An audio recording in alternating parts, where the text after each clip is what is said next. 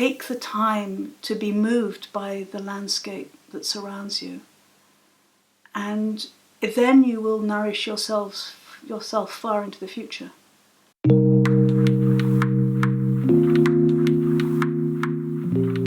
The wonderful thing about Dorothy's journals is that they're so outward focused. She's such a looker and a noticer. And even though she gathers the fruits of that looking over the course of 4 or 5 days, it's crystal clear what she's seen, what she's heard, what she's describing. And in a sense, she gives it back to herself by writing it down.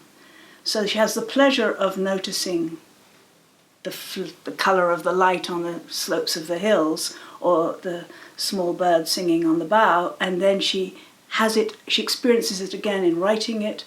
And I'm imagining she probably read over her journals as time went by. Certainly her brother read over her journals. So there are the delicious moment happens 3 times, at least 3 times. It happens in its initial happening, happens when it's written about, and it's happened when it's reread. And compared to modern day journaling is all too often, well, I would say airless and egotistical, and focused in on one's own negative ruminations, one's own churning of one's own mind about what's wrong. And the act of journaling in the way that Dorothy does is a tremendous antidote to that. I think if you write something down that you've noticed, first of all, you to some extent cherish it, select it out, delight in it by writing it down. Because it's written down, you can, as it were, find it again among your papers, and it will delight you again, delight your descendants if they take the time to read it. But at its largest, the act of writing is an act of honouring, an act of selecting out, and a way of saying, out of the flux of this ordinary day, this one wonderful thing happened. And this one wonderful thing may be the tossing of the daffodils on the edge of the lake, or it may be the passing of the light across the mountain, or it may be something a friend said. But by picking it out of the flux of every day, you have the chance to enjoy it many, many times. I think the danger of the popularity of the Lake District is that so many people come here, and so the crowds are so tremendous that it tends to be that people are rushing by these beautiful sights that they have saved up all their money to come to see. So the question then is, how can you manage slowness in the midst of busyness? How can you pull back from the crowd for a moment and actually experience the thing that is your goal? And sometimes it's about getting up a little earlier, sometimes it's about staying a little longer, sometimes it's about separating yourself out from the tour and pausing under the tree. But I believe very strongly in choosing to pause, in choosing to notice, in recognizing that there's a willed act in stopping, because the momentum often carries one forward, and then you realize at the end of the day, well, yes, I was in the Lake District, but was my heart, was my mind, was my spirit, were my eyes, were my ears in the Lake District? My body was walking along the lake, but is that all? Or I was driving along through beautiful countryside, but did I actually see any of it? So I would urge people to take the time to be where they are once they've come to the wonderful place. And if possible, to calculate when can they be there, either with just 2 or 3 beloved friends or on their own. I think you will most certainly see things more clearly if you're on your own and you're not trying to take pictures and talk to your friends at the same time. So just to honour the power of the pause. What Wordsworth is doing, and what Dorothy does again and again, his sister Dorothy, is look at the ordinary with such attention that it becomes extraordinary.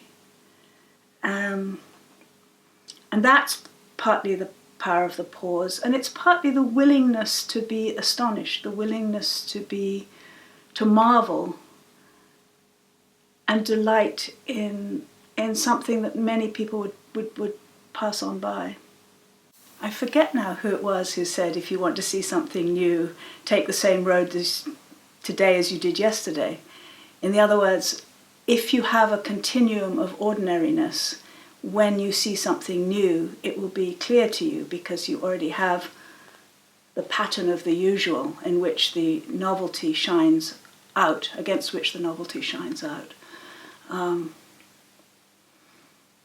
I think too here in relation to Wordsworth and walking, I remember the story of him dum dum dum dum dum walking up and down to the beat of his own feet, and how the poems arrived with that beat, and the village children being alarmed by his mumblings.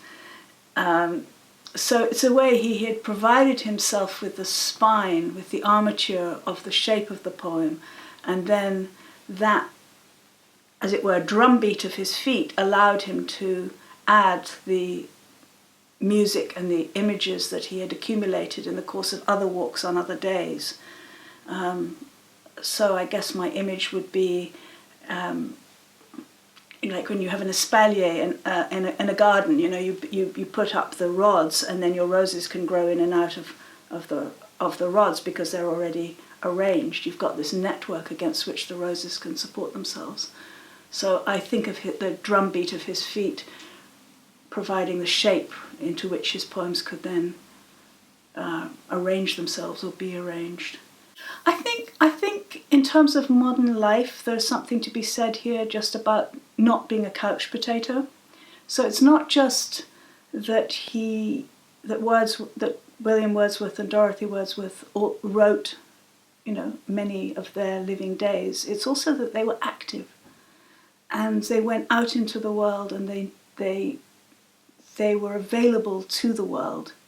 And if you go out into the world and you've got little plugs in your ears carrying you, the news of the day, if you're listening to news of Boris Johnson or Trump whilst you're staring at the Lake District mountains, you're not going to carry away an original impression of those mountains. So I would urge people to walk unencumbered and to honour their own noticings. And I think that comes back to what I said at the beginning. I mean, Wordsworth wants us to notice for ourselves more than he wants us to repeat his words in important places. And that's the biggest lesson, is be receptive, be open. Take the time to be moved by the landscape that surrounds you. And then you will nourish yourself far into the future. Because you'll have those memories, and those precise memories. And they'll be yours, not just the click-click of the camera or somebody else's reading of what goes on, what's worth attending to. I mean, it's honouring the specificity of your own engagement. I think that's what it comes to.